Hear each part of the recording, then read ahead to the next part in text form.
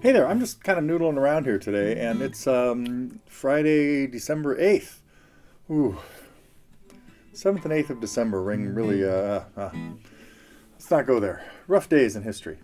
But exciting days around here at TG, and I don't know why, I just, as you probably know, a lot of times when I start these little weekly updates, I have a little bit of a plan. I just got a couple things I want to talk about. But then it's just start like play a chord or something, and all of a sudden this popped into my head, right?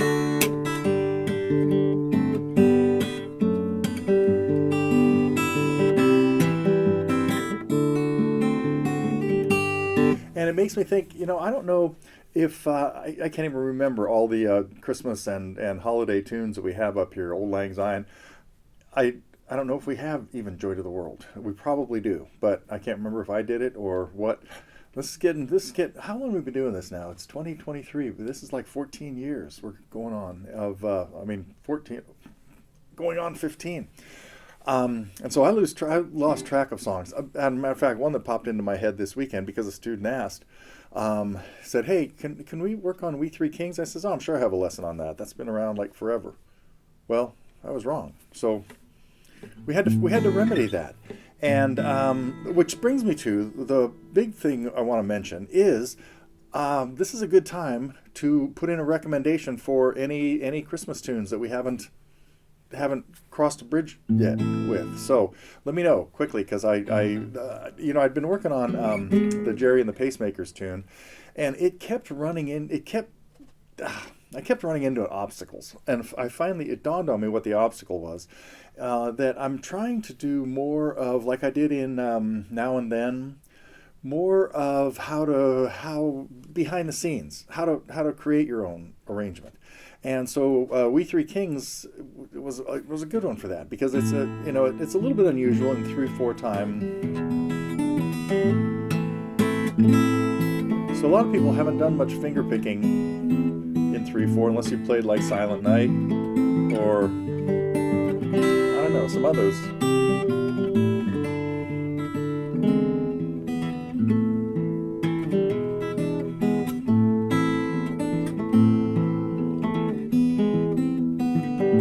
Boy, it makes good ragtime too.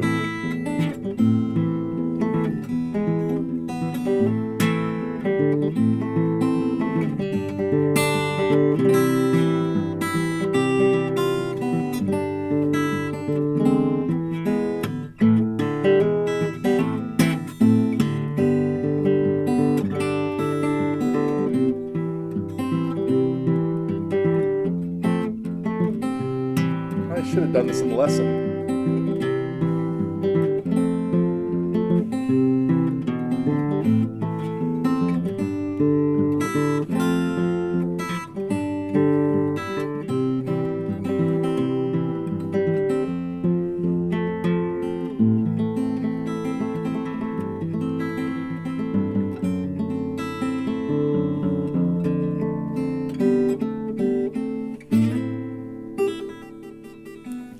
Anyway, what was new this week? Those couple of lessons, Ferry Cross the Mersey and We Three Kings, and a review Rich working on Over the Hills and Far Away, and I got a couple. I see there's a couple more reviews in the queue. I hope to get to those over the next couple of days.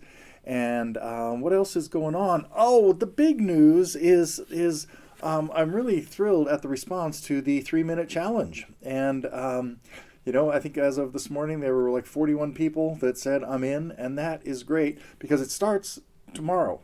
December 9th is the first day and the beginning of the first week. And some of the details in the email that went out have been modified a little bit. So be sure to check the forum. We'll always have that forum post that I put up that there's a link to down here. We'll always have the latest or the up-to-date info. And the big thing is what we want you to do is submit by the end of the weekend what your practice, how many minutes you had each day for Saturday through Friday. So next Friday, the 15th, we'll wrap up the first week. And then by Sunday midnight, make sure you put the post in. There'll be a thread on the forum for each week to put those in. And then some of the staff and the team will take a look at those and tally up everything. And, we might have some weekly prizes. And the main difference from what the email said is that you'll get an entry into the grand prize drawing and we might have multiple grand prizes. I'm not sure yet. But one of them for sure is going to be like a lesson with me, either online or if you happen to be anywhere near Northern California, in person. You get one entry for every day that you make it out of the 30 days. So you could have up to 30 entries. I think in one of the we had tossed around the idea of one entry per week when you submit it, but we figured because sometimes in a week you might only get it in 5 days. Then you only get 5 entries now of the 7 you could have gotten in that week, and it'll include the last weekend. So there'll be 5 weekends involved. It'll end on a Sunday. Is that January 7th, maybe something like that? I forget. Anyway, all those details are on the in there. So I'm excited that this many people decided to take up the challenge, and just make sure to pick up your guitar every day. I have to tell you that there are days there won't be any more. I'm gonna do. I mean, here it is. It's Friday. I'm starting. This counts for me. This is because I already played a few tunes. So, wow. Do I get to enter? I don't know. Anyway, let's see. There's another song that's starting to run through my head. Let's see. Anything else I had to say? I don't think so. I would just like to, any more suggestions of holiday tunes that we could do. Some of my favorites are, you hear me play these all the time, like.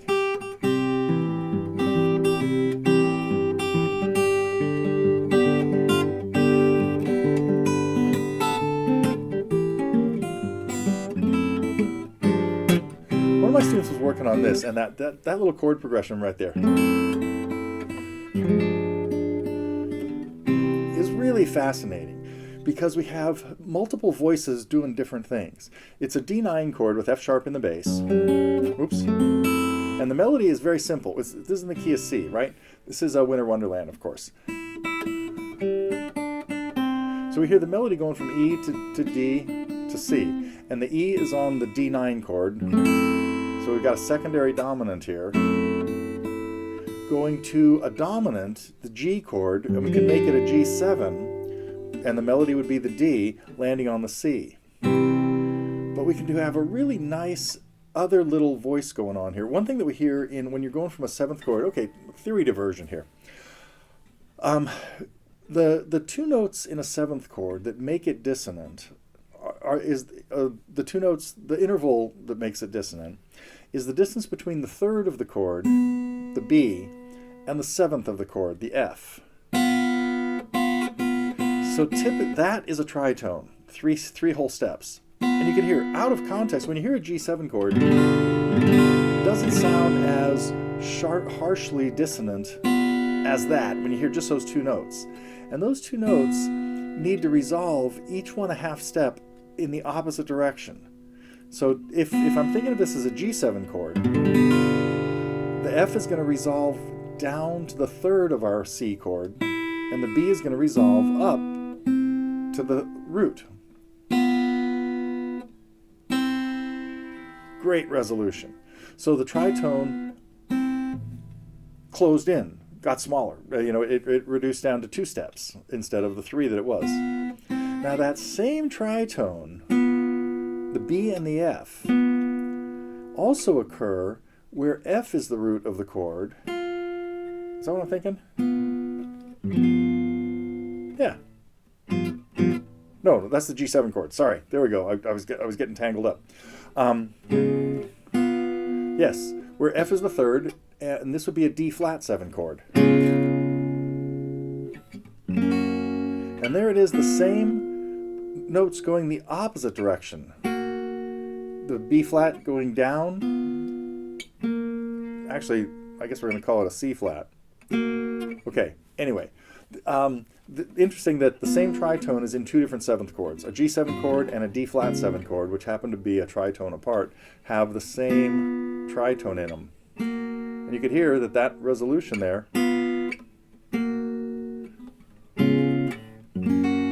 sounds great going to a G flat chord. Pretty weird, huh? Because here's my G7 chord. Here's that same tritone again. Going back to a C chord, and this is going to sound funny now. Because you just got used to hearing the G flat. Okay, where's I going? A little more explanation of what's going on in Winter Wonderland. Because not only do we hear the F going down to E, the B going up to C. In this case, the F is an octave lower than where I was just playing it. And then on the D9 chord, we had an A in there too. And stuck in the middle of this whole mess, you'll hear this. A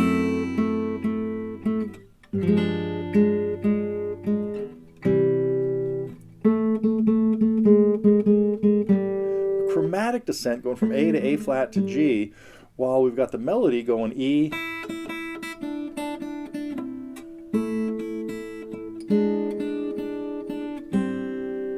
and then we've got the F below that. Not yet.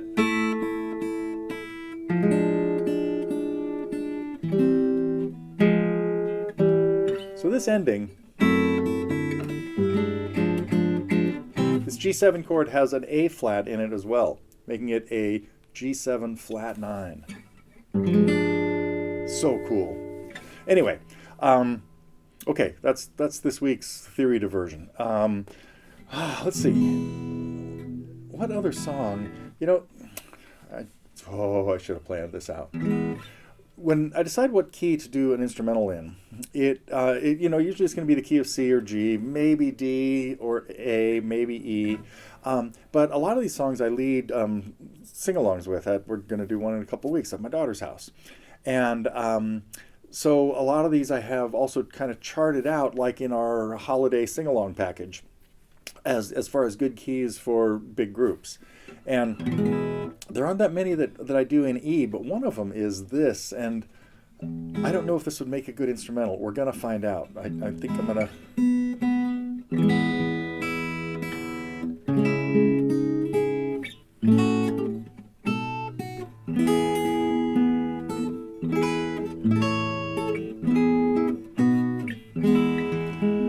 It looks like this is going to work.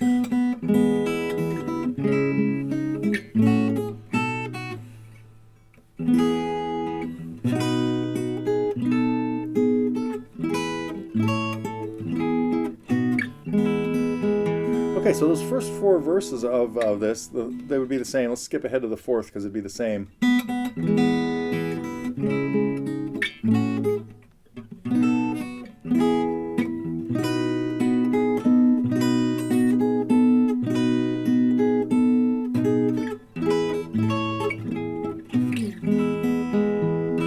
Okay, let's see what happens in the 5th verse. I'm going to finger this differently.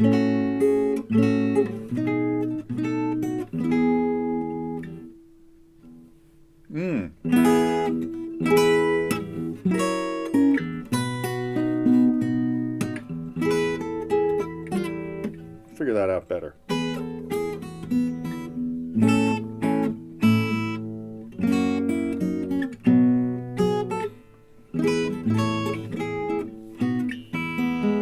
Let's see how it would work if we skip ahead to like 6 or 7. Well, let's just try 6. Where am I going? going.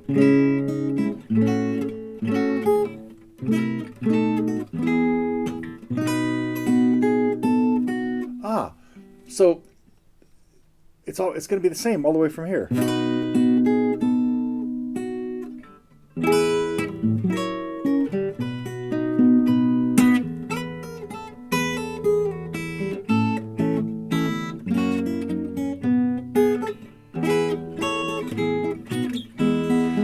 So let's skip ahead to like 7 or 8 or 9, then they'll all be the same, right? Let's think about 8.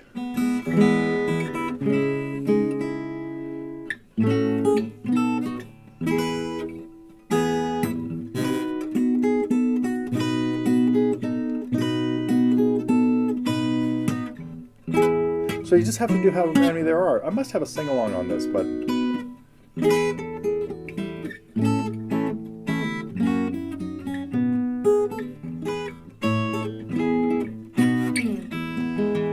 Okay, well, it doesn't really make a lot of sense to do a whole 12-verse version of the 12 Days of Christmas. So I don't think I'm going to do that. But it, boy, it worked out better than I thought it would. So, let's see. What else might be a good way to end today?